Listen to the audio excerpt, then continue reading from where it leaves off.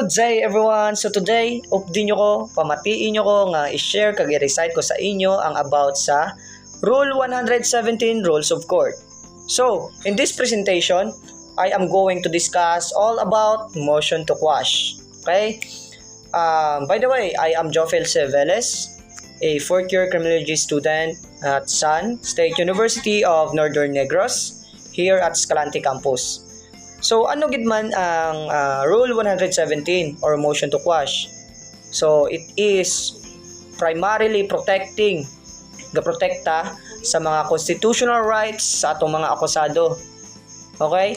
Kag isa pud ni siya nga gapangitag paagi para maalaw ang isa ka case sa korte nga ma-dismiss kay kulang og mga legal basis or legally defective nga mga cases. Okay? So, ang Rule 117 Rules of Court has a 9 sections. So, we will proceed sa Section 1. So, Section 1, time to move to quash. So, ang accused, dire nga section, ang accused dapat mohimo og motion to quash before siya mo enter sa plea. Okay?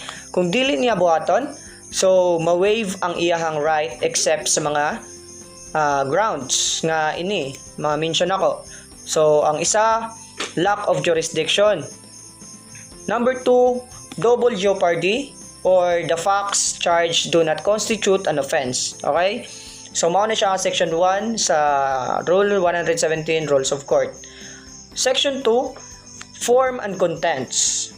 So, form and contents is means nga ang motion to quash kinahanglan nakasulat permado sa accused kag sa iyang counsel, okay, or attorney, ug dapat klaro nga gisulti ang mga factual legal grounds nga nakabutang. So mao na siya ang Section 2. So we will proceed sa Section 3 naman. So Section 3 ang grounds. So grounds, mao na yun siya mga legal grounds ano. So pwede mag-file og motion to quash kung number 1, ang facts charge dili constitute sa offense. Okay? Or dili maka-constitute offense. Number 2, ang korte is walay jurisdiction sa offense. Okay? Number 3, ang korte walay jurisdiction sa tawo nga nakasala or sa accused, akusado. And number 4, ang officer nga nag-file sa information is walay authority or dili siya authorized person, dili siya vested. Ano siya? Number 5, ang information is defective sa form or naay duplicity or more than one offense ang gi-charge. Dayon, ang criminal action to or liability nga na-extinguish na naay legal excuse o jurisdiction sa information or ang accused na convict na or acquitted o gi-dismiss na ang kaso without his consent or what we call the double jeopardy. Okay? Mao na siya ang Section 3. So, we will proceed sa Section 4. Unsa na siya ang Section 4? The amendment of complaint or informations. Okay?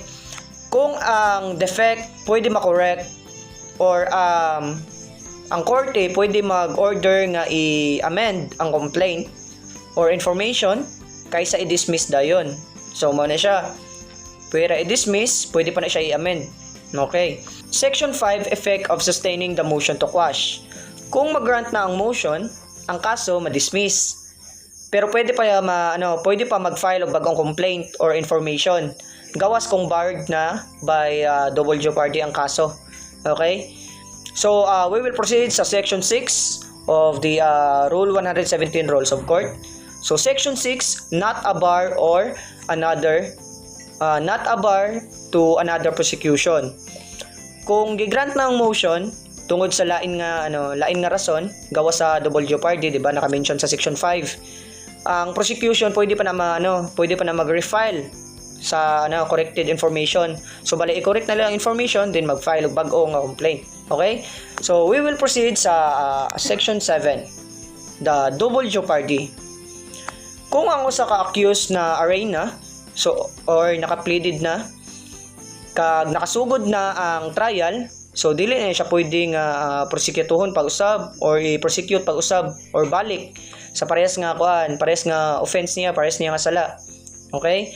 Kung siya na acquit na pod or na convict o na dismiss ang kaso sa without sa iyang consent. Okay? Kung wala siya nakapirma, na even ang iyang counsel, mao na siya. Double jeopardy na siya. So we will proceed na sa section 8. Section 8, provisional remedies. So bisan pending pa ang motion to quash, pwede gyapon makagamit og ang accused og provisional remedies sama sa mga bail, mga piyansa na ito bail. Okay? So lastly, the section 9. So failure to move to quash or mo ni siyang ginamin nga kung ang accused wala nag-file og motion to quash before ang plea, ma-waive na tanan nga objections gawas sa may mga exemptions man na siya So number 1 nga exemptions, lack of jurisdiction over the offense. Okay? Number 2, lack of jurisdiction over the person. So na-mention ni siya sa mga previous nga sections. Number 3, double jeopardy, ug ang last is ang facts charged do not constitute an offense. Wala nagtugma siya ba So that's all tani may na-learn mo, and it is all about motion to quash, the rule 117 rules of court para sa pagprotekta sa mga constitutional rights sa ato ang mga akusado or accused. Okay? So that's all. Thank you everyone.